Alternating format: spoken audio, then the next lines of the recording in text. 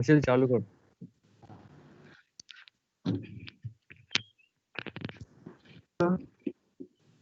અવાજ આવે? હા બોલને અવાજ આવે છે. Good morning sir and all. હવે ગ્રુપ જે આપતો હોય ને topic પ્રેઝન્ટેશન એ માઇક ચાલુ રાખે, બાકીના લોકો ત્યાં સુધી બંધ કરી દે. બરાબર છે? એટલે જેમનું ચાલુ થાય એ માઇક ચાલુ કરી દે અને બાકીના લોકો ત્યાં સુધી બંધ કરી દે. બરાબર? એવું આપણે રાખીએ. સારું, કરી દો સ્ટાર્ટ. બાકીના લોકો માઇક બંધ કરી દે, જેનો હોય એને એ જ ચાલુ કરે. ને એમનું પતે એટલે પછી પાછું પોતાનું બંધ કરી દે અને નવો ચાલુ કરે.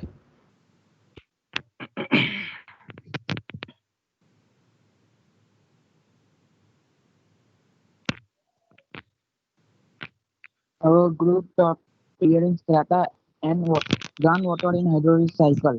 Next.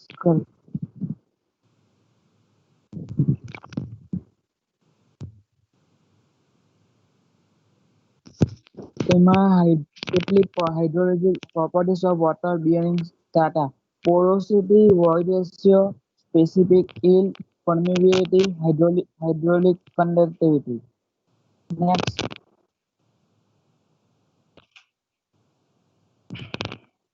First, say porosity. Porosity is defined as the ratio of volume of void spaces to the total volume of the rock. Is expressed as a ratio अथवा percentage which is denoted small letter n. Porosity is equal to volume of fluid divided by volume of soil sample into 100. Next.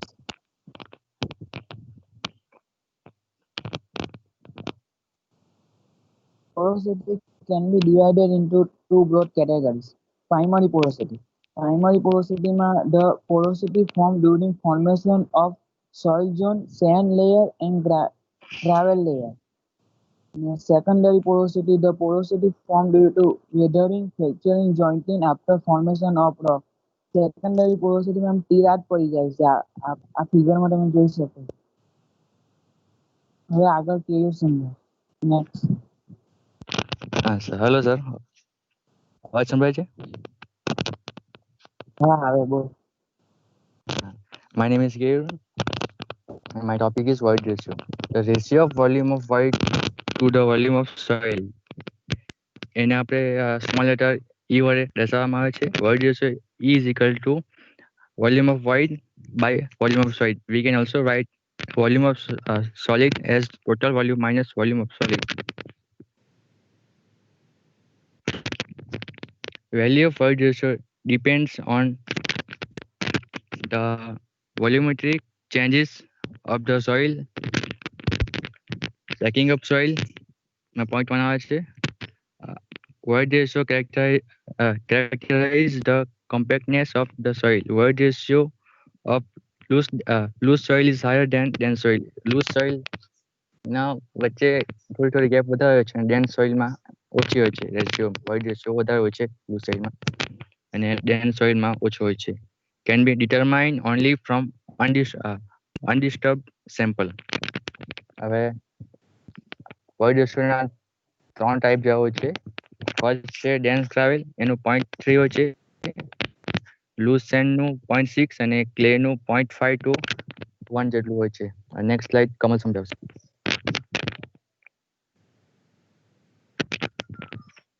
Hello, sir. Hello. હા બોલ, અવાજ આવે છે. Hello, sir. My name is Kamal. My topic is permeability. Permeability is the ability of the medium that transmit the flow of fluid through its interconnecting voids. Permeability એટલે જે કોઈ પણ layer હોય એમાંથી પાણીને પાસ કરવાની એની જે ક્ષમતા હોય એને permeability કહેવાય. ગ્રાવેલની સૌથી વધારે permeability જોવા મળે જ્યારે ક્લેની સૌથી ઓછી permeability જોવા મળે છે. Next.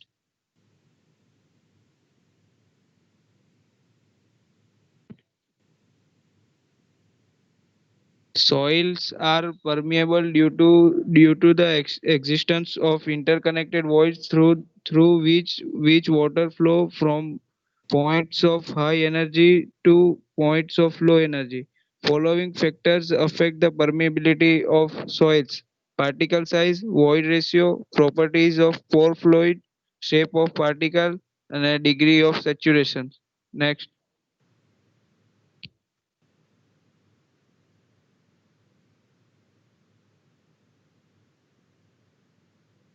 Specific yield. It is the ratio of the volume of water that drains from a saturated rock owing to the attraction of gravity or by pumping from well to to the to the volume of the saturated aquifer. It is uh, it is defined mathematically by the equation specific yield is equal to volume of water in a unit volume of earth material divided by unit volume of earth material including both voids and solids into 100. Next.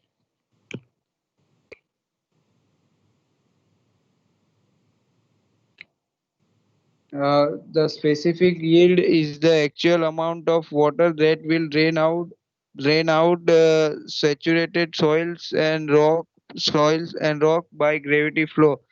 એને effective porosity પણ કહેવાય અને એ usually પર્સન્ટેજમાં જ express કરવામાં આવે છે.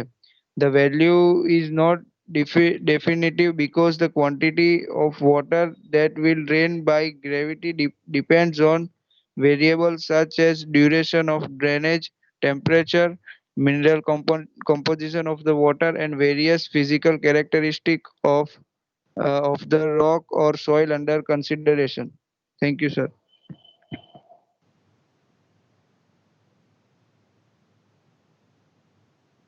Hello. So my name is Khilan. આપણે પહેલા હાઇડ્રોલિક કન્ડક્ટિવિટી વિશે જાણવા પહેલા ડાર્સીસ લો નું બેઝિક જે ઇક્વેશન છે એ જોઈએ. તો ડાર્સીસ લો નું equation Q is equal to KLA છે, જ્યાં K is હાઇડ્રોલિક કન્ડક્ટિવિટી અથવા તો એ પરમિએબિલિટી છે. એ ડિપેન્ડ કરે છે સોઇલની મેટ્રિક્સ અને વોટર પ્રોપર્ટીઝ ઉપર. Okay, next.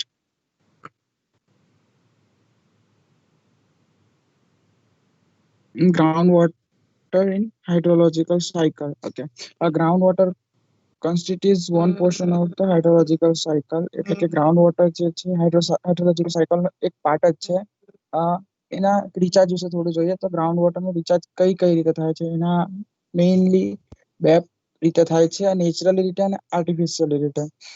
નેચરલીમાં આવે લેકની સ્ટ્રીમ છે, પછી લાઇટ પ્રેસિપિટેશન્સ ના ફ્લો છે, એના રીતે નેચરલી રીતે ગ્રાઉન્ડ વોટર નું રિચાર્જ થાય છે. અને આર્ટિફિશિયલી જોવા જાય તો જ્યારે આપણે કોઈ ઇરિગેશન કરીએ અથવા તો સીપેજ કેનાલમાંથી જે સીપેજ આવે એનાથી રિચાર્જ થાય છે ગ્રાઉન્ડ વોટર, મતલબ ઇન્ફિલ્ટ્રેશનથી. સેકન્ડ વોઝ છે ડિસ્ચાર્જ ઓફ ગ્રાઉન્ડ વોટર. એ બી બે રીતે થાય છે, નેચરલ અને આર્ટિફિશિયલી રીતે. નેચરલી રીતે જોવા જાય તો લેક અને સ્ટ્રીમમાંથી ઇન્ફિલ્ટ્રેશન થઈને ગ્રાઉન્ડ વોટરમાં જાય છે. ગ્રાઉન્ડ વોટરમાંથી જાય છે આર્ટિફિશિયલ રીતે લાઈક પંપ દ્વારા કે પછી વોલ જે છે એનાથી આપણે જ્યારે ઇરિગેશન પર્પઝ માટે કે કોઈ પણ પર્પઝ માટે એને આ ગ્રાઉન્ડ વોટર જે છે આપણે એને બહાર આપણા યુઝમાં લઈએ છીએ અને એનો ડિસ્ચાર્જ થાય છે. Next.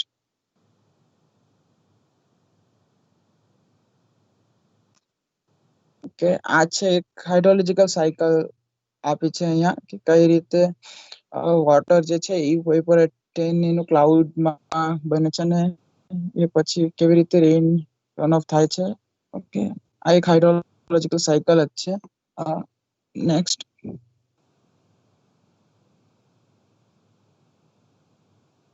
Okay, recharge of groundwater. Groundwater recharge is a hydrological process where water moves downward from surface water. એટલે કે ગ્રાઉન્ડ વોટર રિચાર્જ એ હાઇડ્રોલોજીકલ પ્રોસેસ છે જ્યારે વોટર જે છે ડાઉનવર્ડ આ સરફેસ વોટરથી ડાઉનવર્ડ મૂવ થાય, ફ્લો થઈને આ ગ્રાઉન્ડ વોટરમાં જાય છે. It process usually occurs in the Mendes zone below plants roots and is often expressed as a flux to the water table surface. Recharge occurs both naturally and throughout artificially groundwater processes. Next,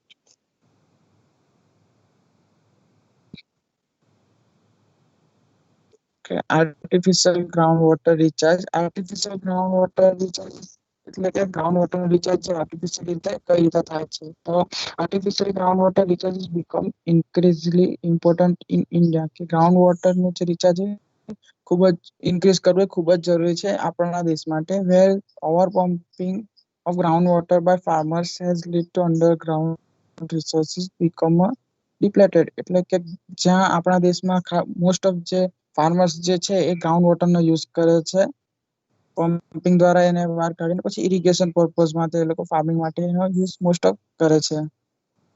Okay, on the recommendation of the International Water Management Institute, the India government allocated 180 crore of fund drug well recharge projects in 100 districts within 7 states. Next.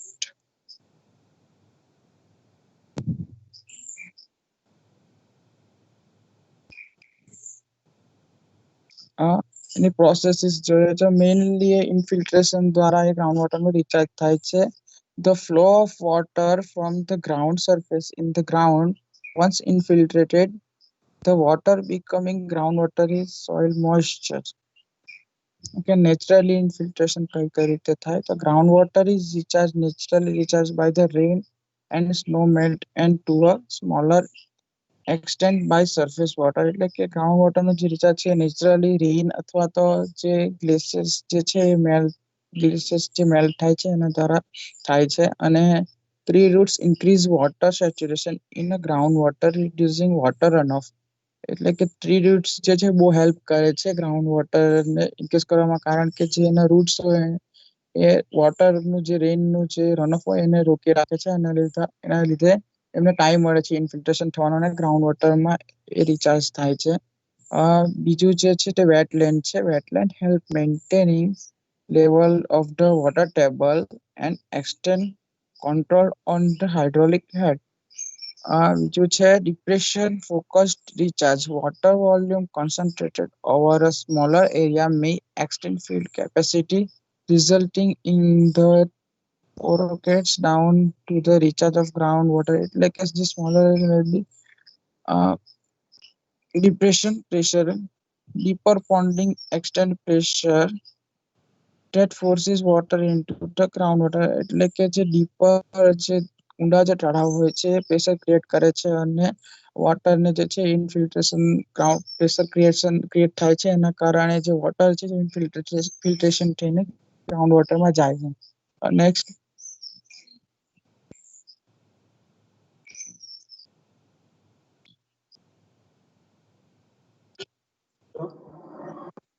myself Sagar અને મારો topic છે ground water discharge. Mainly ground water discharge બે રીતે થાય, એક artificial અને એક natural. Artificial જેમાં આપણે પમ્પિંગ વડે જે આપણે ગ્રાઉન્ડ વોટરમાંથી એક્સટ્રેક્ટ કરીએ ગ્રાઉન્ડ વોટર તે, અને જે હાઇડ્રોલિક ગ્રેડિયન્ટના લીધે નેચરલી જે પાણી એટલે કે ગ્રાઉન્ડ વોટર એ સ્પ્રિંગ અને ઝરણા અને એવામાં કન્વર્ટ થઈને ગ્રાઉન્ડ વોટરનો ડિસ્ચાર્જ નેચરલી આપણને જોવા મળે છે. જેમાં આપણે સ્પેસિફિક એરિયામાં કેટલું ગ્રાઉન્ડ વોટર ડિસ્ચાર્જ થાય એ આપણે ડાર્સીના લો પરથી જાણી શકાય કે પર્ટિક્યુલર આટલા એરિયામાંથી કેટલું ગ્રાઉન્ડ વોટર ડિસ્ચાર્જ થયું. એના માટે Q is equal to hydraulic gradient into hydraulic conductivity અને એ એટલે પર્ટિક્યુલર એરિયા. નેક્સ્ટ.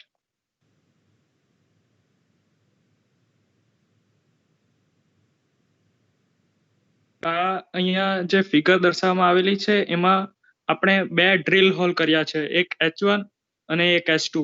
H1 એટલે જે ગ્રાઉન્ડ વોટરનું બોટમ છે ત્યાંથી લઈને જ્યાં સુધી વોટર ટેબલ છે ત્યાં સુધીની હાઈટને H1, અને જે P1 અને P2 છે ત્યાં બોટમથી લઈને જ્યાં સુધી વોટર ટેબલ લાય કરે છે ત્યાં સુધી H2. અને H1 માઇનસ H2 ના ડિફરન્સને DH કહીએ, અને જ્યારે બંને વચ્ચેના ડિફરન્સને J એટલે ડેલ્ટા H બાય J આપણે હાઇડ્રોલિક ગ્રેડિયન્ટ થઈ જશે, અને K એટલે હાઇડ્રોલિક કંડક્ટિવિટી. અને જે આ બંને વચ્ચેના જે એરિયા હશે એટલે એટલે આ ઇક્વેશન પરથી આપણે પર્ટિક્યુલર કેટલો ગ્રાઉન્ડ વોટર ડિસ્ચાર્જ મળે તે શોધી શકાય. અને બીજી રીતે ડિસ્ચાર્જ જે સ્લોપ ઓફ વોટર ટેબલ કે વોટર ટેબલનો સ્લોપ કેટલો છે અને એ પર્ટિક્યુલર ઝોનની પરમિએબિલિટી કેટલી છે એ બંનેના મલ્ટીપ્લાય આપણે કરીએ તો કેટલું ડિસ્ચાર્જ થાય પર્ટિક્યુલર એરિયામાંથી નેચરલી એ આપણે જાણી શકાય. નેક્સ્ટ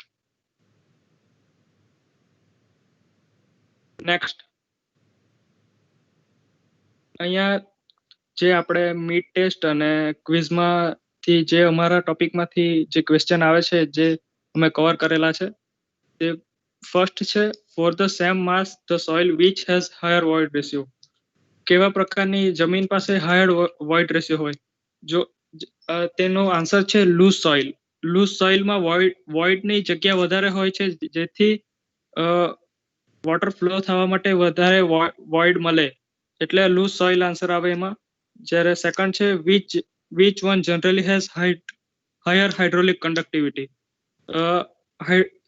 જે ધીમા ગ્રાવલમાં આવે છે, ગ્રાવલમાં વધારે હાઇડ્રોલિક કન્ડક્ટિવિટી જોવા મળે છે આપણને ક્લે, સેન્ડ અને સ્લીટ કરતા, કારણ કે ગ્રાવલમાંથી ઇઝીલી પાસ થઈ જાય છે વોટર. નેક્સ્ટ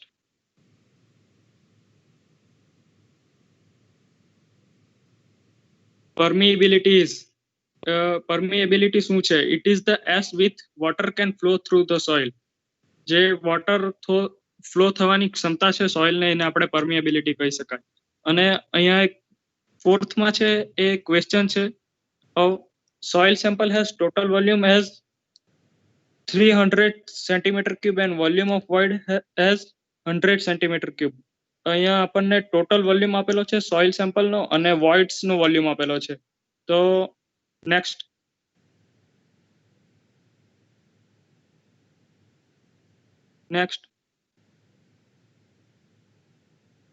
ટોટલ વોલ્યુમ અને આપણે વોલ્યુમ ઓફ વોઇડ બાદ કરતા આપણને વોલ્યુમ ઓફ સોઇલ મળે છે જે 200 સેન્ટીમીટર ક્યુબ મળે છે. અને વોઇડ રેશિયોનું આપણું ઇક્વેશન છે volume of void by volume of solid. એટલે તેમાં આપણે રકમ પુટ કરતા આપણને જે જવાબ મળે છે એ 0.5 મળે છે. અને એઝ પર ફિફ્થ છે as per Darcy law velocity of flow directly proportional to. એ વેલોસિટી ઓફ ફ્લો કોને પ્રોપોર્શનલ ટુ હોય છે? એટલે ડાર્સીના ઇક્વેશન પ્રમાણે q is equals to k into i into a. અને q બાય a કરીએ એટલે આપણને વેલોસિટી મળે અને વેલોસિટી ઇક્વેશન પરથી જોઈ શકાય ડાયરેક્ટલી dh બાય dl એટલે કે હાઇડ્રોલિક ગ્રેડિયન્ટ એ પ્રોપોર્શનલ છે. નેક્સ્ટ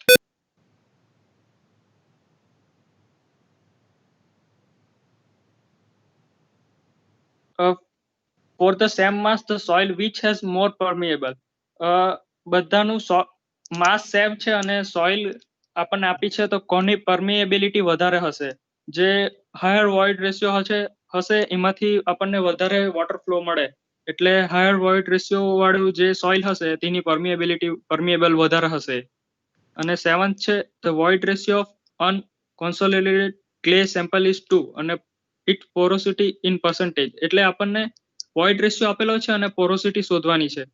તો વોઇડ રેશિયો અને પોરોસિટીને કમ્બાઈન કરતું એક ઇક્વેશન છે porosity is equal to void ratio upon 1 plus void ratio. એટલે એમાં આપણે રકમ મૂકતા આપણને 67% જેટલી પોરોસિટી મળે છે. નેક્સ્ટ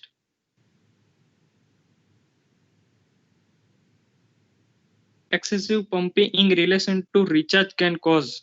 આપણે એક્સેસિવ પમ્પિંગ કરીએ ગ્રાઉન્ડ વોટરનું તો કઈ કઈ કન્ડિશન થાય? ધ વોટર ટેબલ ડિક્લાઇન, નીચે આવી જાય વોટર ટેબલ. ડ્રાઇંગ ઓફ જે એક્વિફર એ સુકાઈ જાય અને બધા વેલ છે તે ગો ડ્રાય એટલે ડ્રાય થઈ શકે. આ ત્રણેય સિચ્યુએશન આવી શકે. એટલે આન્સર છે all of this. The percentage of rock total volume that is taken by Por.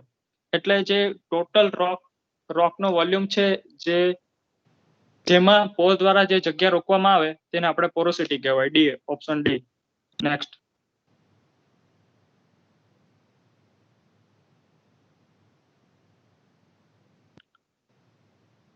what is the process by which water enter the small pore space between particle in soil or rocks?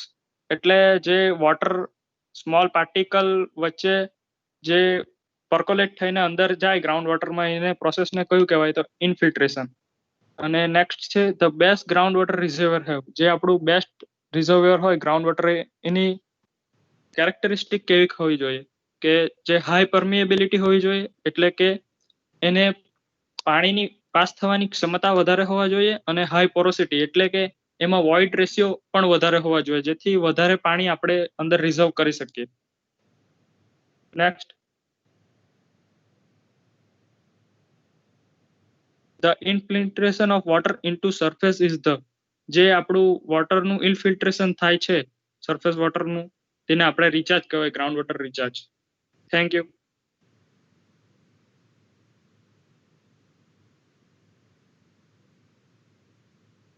Good. બહુ સરસ. તમે આ પાછળ question બી include કરી લીધા, solutions બી આપી દીધું, અને બધાને ખ્યાલ બી આવી ગયો કે કેવી રીતે આન્સર્સ હોઈ શકે. જે સમ્સ હતા એના તમે બતાવ્યું બી વાળા એના reasoning સાથે. સો વેરી ગુડ પ્રેઝન્ટેશન.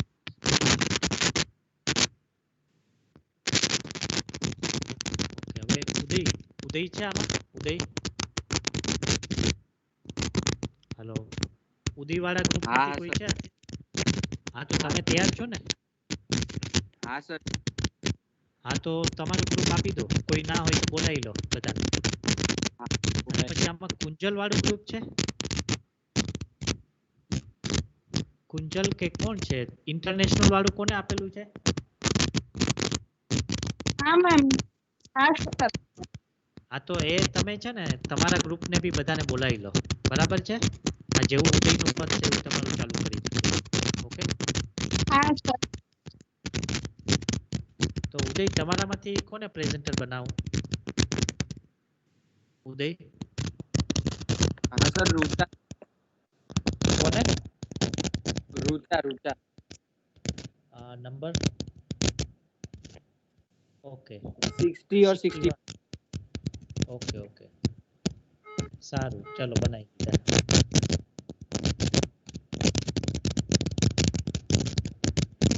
હવે પેલા જે બી ગ્રુપ વાળા તમારા ફ્રેન્ડ સર્કલ બાકી હોય આ બંને એ બધા બોલાવી લેજો. મેસેજ કરીને ફોન કરીને તમે સ્ટાર્ટ કરી શકો છો. હા સર, એક જ મિનિટ બોલાવી લો બધા.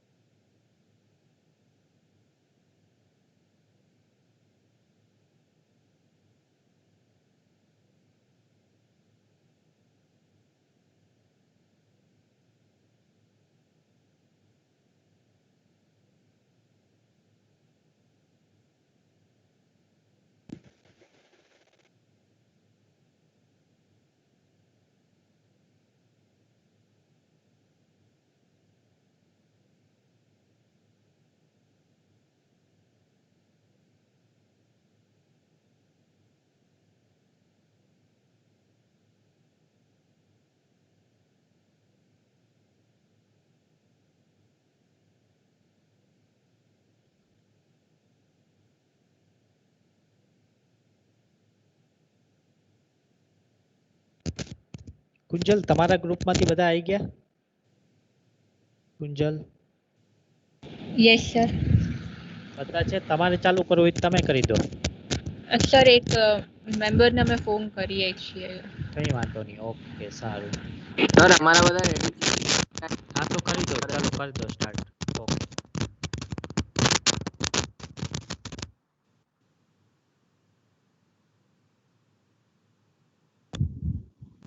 કરું start sir? Hello. Continue. Good afternoon, sir. Good afternoon, all. Myself Jay Solanki, and today we are going to present about the Indian standard for groundwaters for different purposes. So here is our team members, and next slide, please. So let me first see the significance of groundwater in our quotidian life. How groundwater is essential for us. Groundwater is an essential and vital component of our life support system. The groundwater resources are being utilized for drinking, irrigation, and industrial purposes. There is a growing concern on deterioration of groundwater quality due to geogenic and anthropogenic activities such as weathering and leaching of rocks and metal mining. These activities are deteriorate the groundwater's quality. Groundwater contains wide variety of dissolved inorganic chemical constitutes in various concentration as a result of chemical and biochemical interaction between the water and the geological material through which it is flows to a laser extent. मतलब ground વોટરમાં આ wide વેરાયટીના જે inorganic છે, dissolve compound છે, આ બધું એની અંદર હોય છે. તેના લીધે એ બહુ મતલબ ઓછું વહી શકે છે. નેક્સ્ટ. તો સ્ટાન્ડર્ડ્સ કેમ રિક્વાયર્ડ છે? Why standards are required? તો સ્ટાન્ડર્ડ્સ એટલે કે આપણે જોયું પ્રમાણે કે ગ્રાઉન્ડ વોટરની અંદર ઘણા બધા કમ્પાઉન્ડ્સ હોય છે, જેમ કે ફ્લોરાઇડ હોય છે, નાઇટ્રાઇટ હોય છે, આયરન હોય છે, આર્સેનિક હોય છે, હાર્ડનેસ પર પાણીની વધારે હોય છે, ટોક્સિક લેવલ હોય છે, એ બી થોડું ઘણું એની અંદર જોવા મળે છે બીકોઝ ઓફ ટોક્સિક મેટલ. તો આ બધાની સર્ટન લિમિટ હોવી જોઈએ કે જેની બિયોન્ડ જઈએ તો એ આપણને પર્ટિક્યુલર કોઈ પર્પસ માટે એઝ એન હાર્મ તરીકે વર્તે. તો એ લિમિટ નક્કી કરવા માટે જે સર્ટન લિમિટ કહેવાય એને આપણે સ્ટાન્ડર્ડ તરીકે ઓળખીએ છીએ, જે દરેક પર્પસ માટે જુદા જુદા હોય છે. તો અહીંયા એ જ કીધું છે કે the quality of groundwater has undergone a change to an extent that the use of such water could be hazardous. Increase in overall salinity of the groundwater and or presence of high concentration of fluoride, nitrite, iron, arsenic, total hardness, and a few toxic metals iron have been noticed in large areas in the several states of India. Next.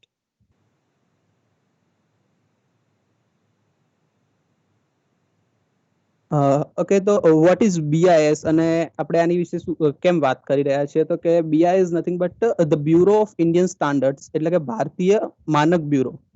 તો એ જે આપણા drinking water તેમજ જે ground વોટરના standards છે એ release કરે છે BIS, અને એને આપણે ઇન્ડિયામાં ફોલો કરીએ છીએ. તો the BIS is a national standards body of India working under the aegis of Ministry of Consumer Affairs, Food and Public Distribution, Government of India. It established જે મતલબ એ જે જૂનો એક્ટ હતો 1986 નો, એના થ્રુ ચાલતું હતું પહેલા, પણ હવે એમાં અમેન્ડમેન્ટ આવ્યું 2016 માં, અને એ અમેન્ડમેન્ટ પછી જે BIS ને નેશનલ બોડી બનાવવામાં આવી, અને એ 2017 થી મતલબ એ વર્કિંગ છે એમ. The Act establishes the Bureau of Indian Standards as the national standards body of India as a corporate body. It has a 25 member chamber drawn from central or state government, industry, scientific and research institution and consumer organization, અને એનું headquarter new Delhi ની અંદર છે. Next. તો હા, okay, BIS શું કામ કરે છે? તો કે બીઆઈએસ એ માત્ર ખાલી જે આ સ્ટાન્ડર્ડ્સ છે એ જ નથી આપતું for drinking water and ground water, પણ એ જે બીજા જે એસેન્શિયલ ગુડ્સ છે આપણે જે ડે ટુ ડે લાઈફમાં યુઝ કરીએ છીએ, તો એનું સ્ટાન્ડર્ડાઇઝેશન છે, માર્કિંગ ક્વોલિટી છે, અને એનું સર્ટિફિકેશન એ બી બીઆઈએસ પ્રોવાઈડ કરે છે. BIS has been providing benefits to the national economy in number of ways, like import export level B BIS ઘણું બધું કામ કરી રહી છે, અને એ મતલબ એનું મેઇન કામ છે standardisation and certificate and testing. Next.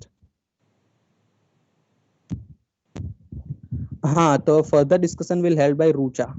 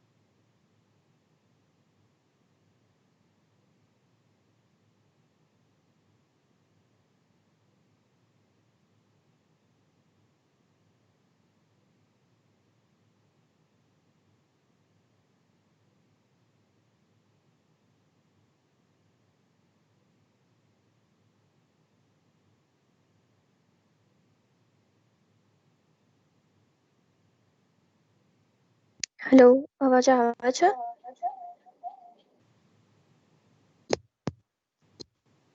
હા.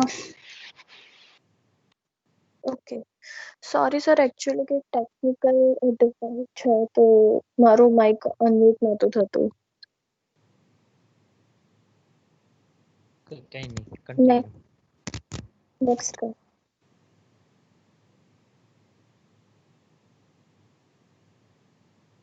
ઓકે. સો અહીંયા અમે લોકોએ થોડાક ફેક્ટ્સ જે છે એને લિસ્ટ આઉટ કર્યા છે. સો એ આપણે જોઈએ. The first is today India is the world's largest user of groundwater, accounting for almost 25% of approximate 1,000 kilometer cube of groundwater that is extracted annually in the world. Second is India also has the largest number of wells and tube wells, and the latest round of minor irrigation census puts this number at approximately 20 million. मतलब કે આ કહે છે કે જે India છે એ world's largest user of ground water છે. 1000 કિલોમીટર ક્યુબના એક વોલ્યુમમાં ઓલમોસ્ટ 25% આપણે જે યુઝ કરીએ છીએ ગ્રાઉન્ડ વોટર, એન્ડ વેલ્સ અને ટ્યુબવેલ્સનો પણ સૌથી વધારે લાર્જેસ્ટ નંબરમાં ઇન્ડિયા આવે છે અને એ અપ્રોક્સિમેટલી 20 મિલિયન જેટલા છે. Groundwater irrigation has played an important role in India's food security and has provided drought resilience and income certainty for millions of farmers in the country.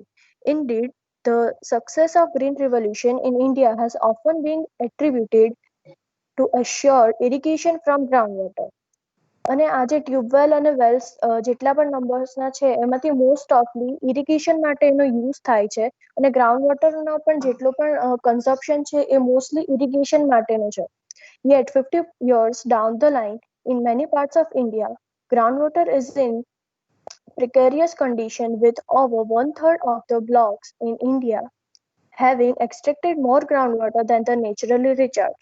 मतलब જેટલું પણ ગ્રાઉન્ડ રિચાર્જ થાય છે એના 1/3 બ્લોકમાં જ, મતલબ જેટલું પણ આપણે એને એક્સટ્રેક્ટ કરીએ છીએ જેટલું ગ્રાઉન્ડ વોટર એના 1/3 નું તે નેચરલી રિચાર્જ થાય છે ગ્રાઉન્ડ વોટર. એટલે ગ્રાઉન્ડ વોટર લેવલ જે છે એ 15 યર્સથી બહુ જ ડાઉન થઈ રહ્યું છે.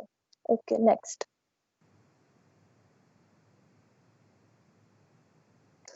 ઓકે, સો જે ઇન્ડિયન સ્ટાન્ડર્ડ આપેલા છે બીઆઈએસએ ડિફરન્ટ પર્પસીસ માટે, એમાંથી એક છે ફર્સ્ટ આપણે જોઈએ domestic purpose. Medical researchers have established that presence of some constituent in drinking water in small amount are essential, whereas in large concentration they are injurious to human health.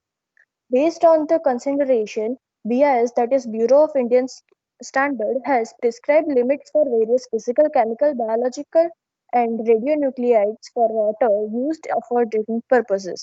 એટલે જે drinking પર્પસીસ માટે જે આપણે ground વોટરનો use કરીએ છીએ એના માટે BIS આપણને અમુક પ્રિસ્ક્રાઇબ્ડ લિમિટ આપી છે અલગ અલગ કન્સ્ટિટ્યુઅન્ટ્સ માટેની. Limits for some constituent have been extended to maximum permissible levels.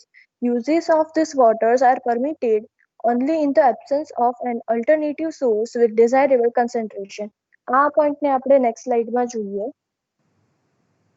Next. Okay, so અહીંયા લિસ્ટ આઉટ કરેલું છે પેરામીટર્સ, એને પ્રિસ્ક્રાઇબ્ડ લિમિટ અને પ્રોબેબલ ઇફેક્ટ અલગ અલગ પેરામીટર્સની. તો એમાં પ્રિસ્ક્રાઇબ્ડ લિમિટમાં બે લિમિટ આપણને આપેલી છે કે એક ડિઝાયરેબલ અને એક પરમિસિબલ. દેટ ઇઝ ડિઝાયરેબલ મતલબ એટલામાં હોવી જોઈએ, પણ એને અગર અમુક કન્ડિશનમાં એને પરમિસિબલ પણ કરી છે, મતલબ એને થોડી એક્સટેન્ડ કરી છે કે આટલાથી આટલા વચ્ચેની તમારી લિમિટ હોવી જોઈએ. તેમાં ફર્સ્ટ જોઈએ આપણે દેટ ઇઝ કલર, જેને આપણે મેજર કરીએ છીએ હેઝન યુનિટમાં.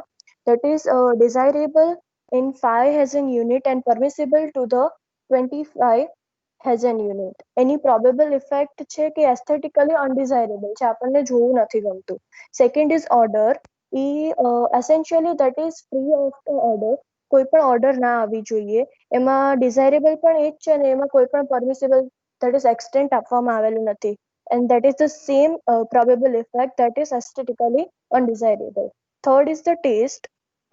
એમાં થોડું વેરિએશન જોઈ શકાય, જેમ કે આપણને ખબર છે કે અલગ અલગ સ્ટેટમાં અને અલગ અલગ સિટીઝમાં એનો પાણીનો ટેસ્ટ અલગ અલગ હોય છે, તો એને એગ્રીએબલ કર્યો છે, but that is also aesthetically undesirable. Fourth is turbidity, જેનો યુનિટ છે NTU, જે NTUમાં મેજર થાય છે.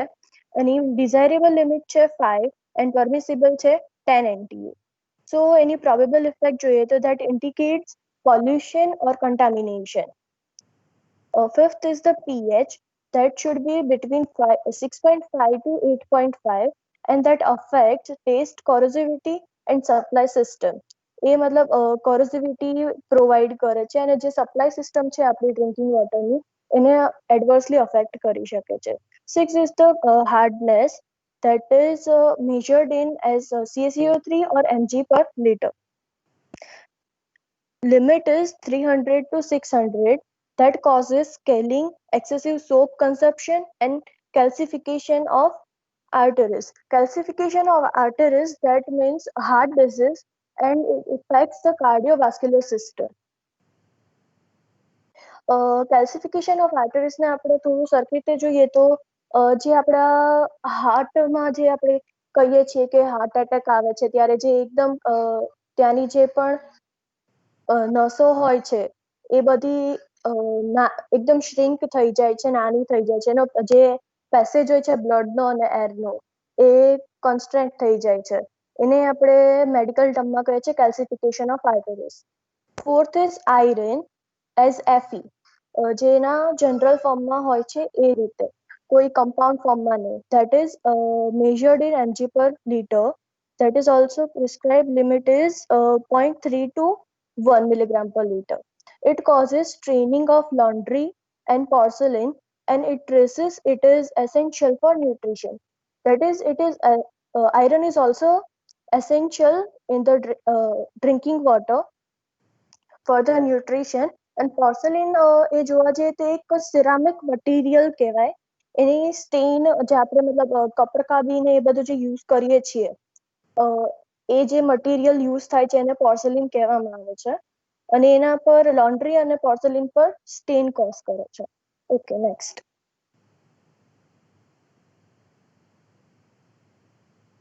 Next is chloride, that is measured in milligram per liter, and prescribed limit is 250 to 1000 milligram per liter, and it may be injurious to heart or kidney patient. Taste, indigestion, corrosion and palatability are affected.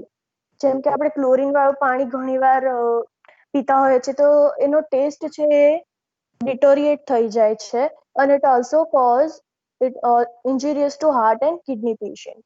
Okay, next is residual chlorine, only when water is chlorinated. જેમ કે drinking વોટરને disinfect કરવા માટે આપણે ક્લોરીનનો use કરીએ છીએ, તો જ્યારે access અમાઉન્ટમાં chlorine આપણે યુઝ કરીએ તો એ જે અમાઉન્ટ હોય એક્સેસ અમાઉન્ટ એને રેસિડ્યુઅલ ક્લોરીન તરીકે ઓળખવામાં આવે છે, અને એની ડિઝાયરેબલ લિમિટ છે 0.2, અને એની કોઈ એક્સેપ્ટેબલ લિમિટ નથી. ધેટ ઇઝ 0.2 કરતા અંડરમાં જ હોવું જોઈએ. અને એની ઇફેક્ટ છે excessive chlorination cause asthma, colitis and eczema. તો આપણને અસ્થમા તો ખબર છે, પણ કોલાઇટિસ એન્ડ એક્ઝોમા જોઈએ તો કોલાઇટિસ છે that is called as inflammation of the inner lining of the colon, and eczema that is a kind of skin disease that causes a red and itchy skin. Okay, next is total dissolved solid, that is measured in milligram per liter, and prescribed limit is 500 to 2000. It may cause gastrointestinal irritation, corrosion and laxative effect to the new users. જેમ કે TDS વધારે હોય તો જે new users હોય એમને આ બધી ઇફેક્ટ જોવા મળે છે, લેક્સેટિવ ઇફેક્ટ.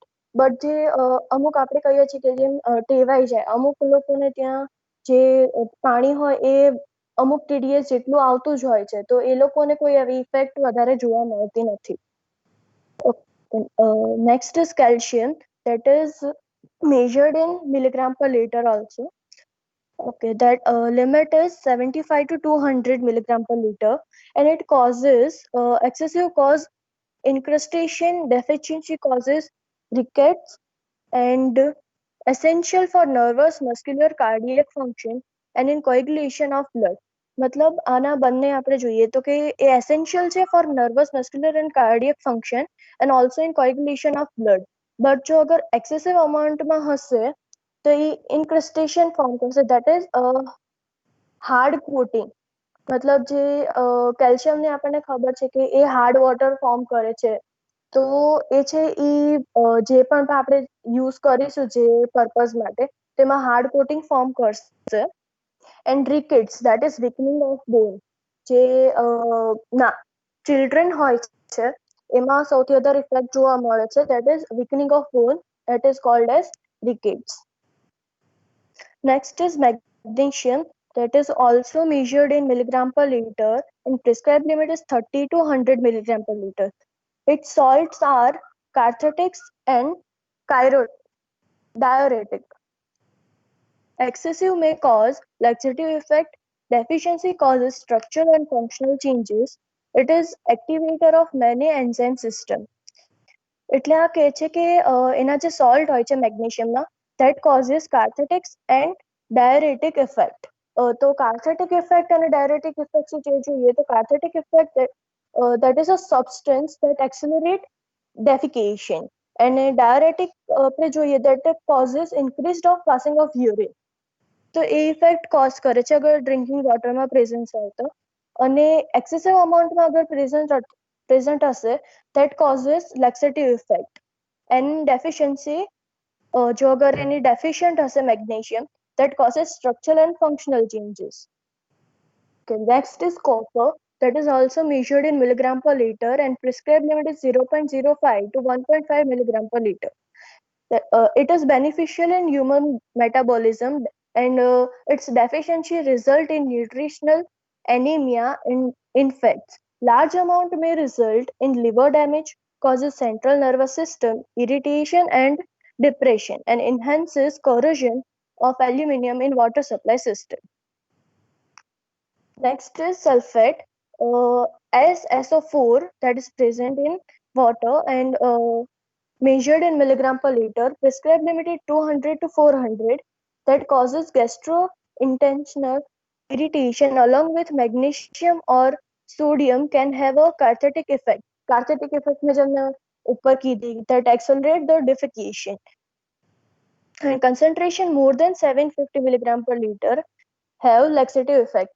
Although sulfate ની જે લિમિટ છે એ 400 છે, but જો અગર એની concentration 750 પર જતી રહે તો that causes laxative effect. Okay, next.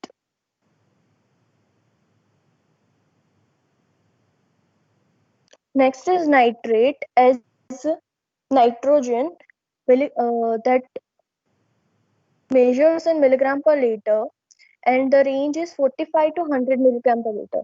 It causes infect methemoglobinemia at very high concentration, causes gastric cancer and affects central nervous and cardiovascular system. That causes infect methemoglobinemia. આ શું છે કે એક kind of this is a blood disorder in which too little of oxygen is delivered to the cell. જે મતલબ આપણા જે cells હશે તો આ જ એક બ્લડ ડિસઓર્ડર ક્રિએટ કરશે અને એમાં જે આપણું ઓક્સિજન હશે જે હિમોગ્લોબિન થ્રુ આપણે પાસ થાય છે સેલ સુધી એ બહુ જ ઓછો પાસ થશે.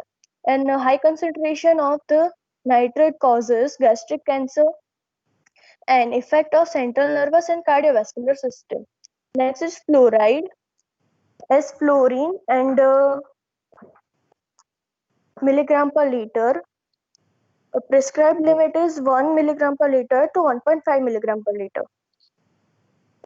And its probable effect is reduces dental caries. Very high concentration may cause crippling skeletal fluorosis. સૌથી પહેલા તો આપણે જોઈએ તો fluorine is essential for the teeth development also, and it also causes dental caries. मतलब अगर जो certain limit માં હશે તો એ આપણા માટે beneficial છે for the teeth development, and અગર જો એ જ substance વધારે concentration માં હશે તો teeth ને damage પણ કરે છે. Next is cadmium in milligram per liter. Desirable limit is 0.01 milligram per liter. And આમાં કોઈ relaxation નથી because it is known as toxic substance. The effect is acute toxicity may be associated with renal, arterial hypertension, itibarate, that is a kind of bone disease, cadmium salt cause cramps, neutropenia, and vomiting and diarrhea. તો એ જોઈએ તો પણ એ kind of gastric effect છે અલગ અલગ એ cause કરે છે cadmium. Next is lead, that is also measured in milligram per liter and the limit is 0.05. That is also an toxic substance. It causes burning in mouth, severe inflammation of gastrointestinal tract with vomiting and diarrhea. Chronic toxicity produces nausea, severe abdominal pain, paralysis, mental confusion, visual disturbance, and anemia, etc. That is, lead causes the toxicity in nausea, that is the urge to vomit, and it is related to the gastric effect, and also severe abdominal pain, paralysis, and mental confusion. Okay, next is zinc, that is also in milligram per liter and limit is 5 to 15 milligram per liter, and that is essential and beneficial in human metabolism and imparts astringent taste to water. Next is chromium, also in milligram per liter and limit is 0.05. It produces lung tumor, cutaneous and nasal mucous membrane ulcer and dermatitis. The cutaneous, that is related to the skin. તો આપણને નેસલ અને skin પર damage કરે છે અને એની મેમ્બ્રેનના ulcer અને ડર્મેટિસ cause કરે છે. Okay, next effect will be explained by Khyati. Thank you. Hello. So next is arsenic as AS and in milligram per liter, and it is also a toxic material. So its limit is 0.05 and it should be 0.05. No relaxation is there. Causes skin damage and circulatory problems and increased risk of skin cancer. Circulatory problems means the travel system of blood, nutrients, oxygen એ બધામાં problem કરે છે અને કેન્સરનું risk પણ વધારે છે. Next is antimony as SB and milligram per liter માં measure થાય છે. એન્ટીમની બેઝિકલી સલ્ફાઇડ મિનરલ છે અને મતલબ સલ્ફાઇડ મિનરલની જ એક ટાઈપ છે અને એ સ્ટિબનાઇટ તરીકે પણ ઓળખાય છે, એટલે સ્ટિબનાઇટનું SB એનું નામ આપેલું છે અને એમાં પણ લિમિટની કોઈ રિલેક્સેશન નથી, 0.006 હોવી જોઈએ. It raises blood cholesterol and lowers blood sugar. Next is aluminum as Al, milligram liter per measure થાય છે. 0.03 to 0.2 leads to neurological disorders. Next is barium as Ba, milligram per liter માં measure થાય છે અને એ પણ toxic substance છે એટલે એમાં પણ કોઈ relaxation નથી. 2 is compulsory. Increases blood pressure.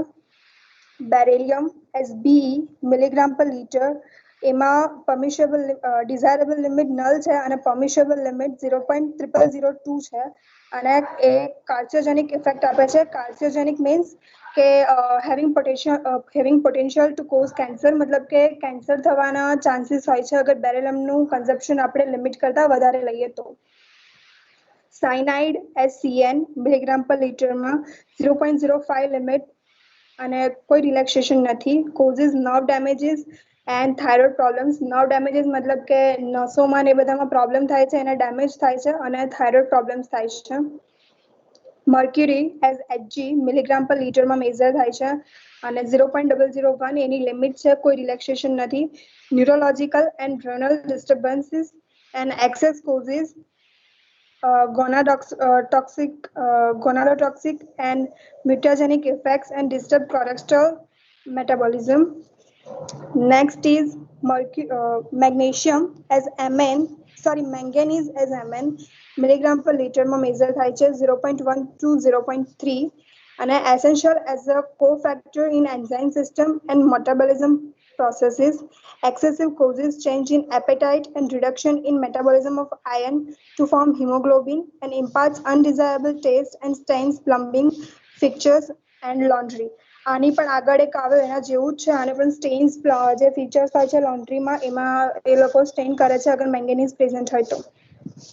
Selenium as SE milligram પર લીટરમાં મેઝર થાય છે અને 0.01 એની લિમિટ છે, કોઈ રિલેક્સેશન નથી. Leads to hair finger loss and numbness in finger of toes and circulatory problems. Numbness મતલબ કે લો ફીલ થાય, આમ ઢીલા ઢીલા ફીલ થાય એમ. Next is boron SB milligram per liter, 1 to 5 any limit છે. It affects central nervous system, solves may causes nausea, cramps and convulsion, coma, etc. બધા medical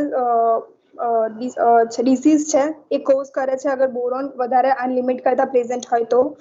Alkalinity measure in milligram per liter as CaCO3, 200 to 600 any limit છે. Imparts unpleasant taste, मतलब કે test normal water જેવો નથી આવતો અગર આલ્કલિનિટી present હોય તો.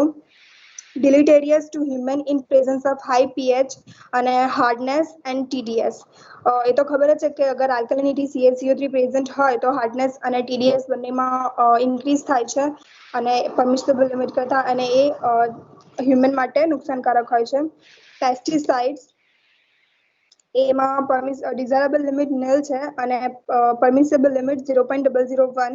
imparts toxicity, accumulates in different organs of body, affects immune and nervous system and carcinogenic. मतलब કે organs જે different body ના organs હોય છે એમાં pesticide accumulate થઈ જાય છે અને પછી એ બોડીને હાર્મ કરે છે અને એ ટોક્સિક પણ છે અને immune system અને nervous system ને પણ અફેક્ટ કરે છે અને કેન્સર કોઝ કરવાના પોટેન્શિયલ ને પણ એ વધારે છે. Next is phosphate SPO4 milligram પર લીટરમાં મેઝર થાય છે. એના માટે કોઈ ગાઈડલાઇન્સ નથી આપી અને એની ઇફેક્ટ છે કે high concentrated causes vomiting and diarrhoea, stimulates secondary hyperthyroidism and bone loss. એનું જો અગર હાઈ કન્સન્ટ્રેશન હોય, કોઈ ગાઈડલાઇન્સ તો છે નહીં, પણ અગર હાઈ કન્સન્ટ્રેશન હોય તો એ વોમિટિંગ ડાયરિયા જેવા રોગ કરે છે અને સેકન્ડરી હાઇપરથાઇરોઇડિઝમ એન્ડ બોન લોસનો પણ એની ઇફેક્ટ થાય છે. Next is sodium as Na milligram per liter.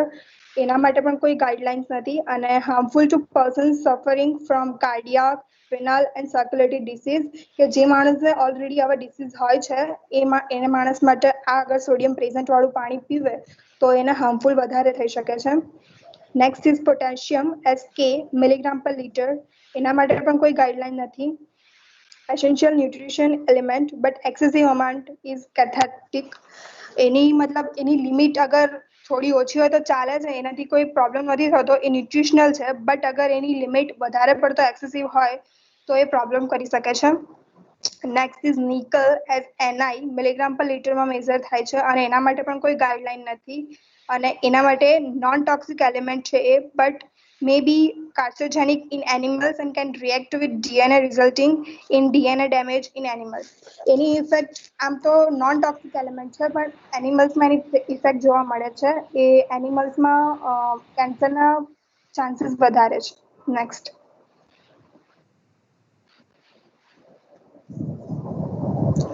Next is pathogens. એમાં એનું યુનિટ છે નંબર પર ડીઆર. ડીઆર અહીંયા ડેસીલીટર છે, એટલે કે પર ડેસીલીટરમાં કેટલા નંબર હોવા જોઈએ પેથોજન્સના એ લિમિટ આપી છે અહીંયા. તો 1 થી 10 સુધી પેથોજન્સ હોવા જોઈએ, એનાથી વધારે હોવા જોઈએ નહીં. અને એની ઇફેક્ટ છે causes waterborne disease like coliform jaundice, typhoid, cholera and extra, and produces infections involving skin, mucous membrane of eyes, ears and throat. Next is radioactivity, beta particles, alpha particles and radium. આ બધા અગર radioactive particles present હોય તો એની limit આપેલી છે beta પાર્ટિકલ્સની 0.4 milligram પર year.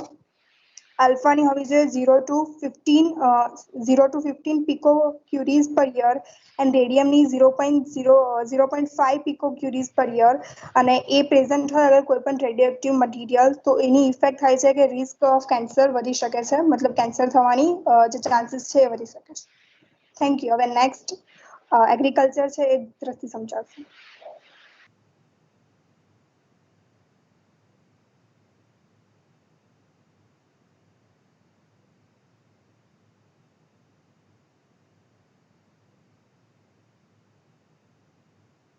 Sir time થઈ ગયો છે તો ચાલુ રાખીએ કે પછી નેક્સ્ટ ટાઈમ આપી દો, વાંધો નહીં. નેક્સ્ટ ટ્યુઝડે આપણે તમારાથી કન્ટિન્યુ કરીએ. ઓકે? Okay sir. હા. અને કુંજલ તમારું ગ્રુપ બી રેડી જ રહે. નેક્સ્ટ ટ્યુઝડે આપણે લઈ લઈશું 2 વાગે. બરાબર? કુંજલ અને એના પછીના જે ગ્રુપ્સ આવતા હોય એનું આપણે નેક્સ્ટ વખતે લઈ લઈશું. Okay, thank you all.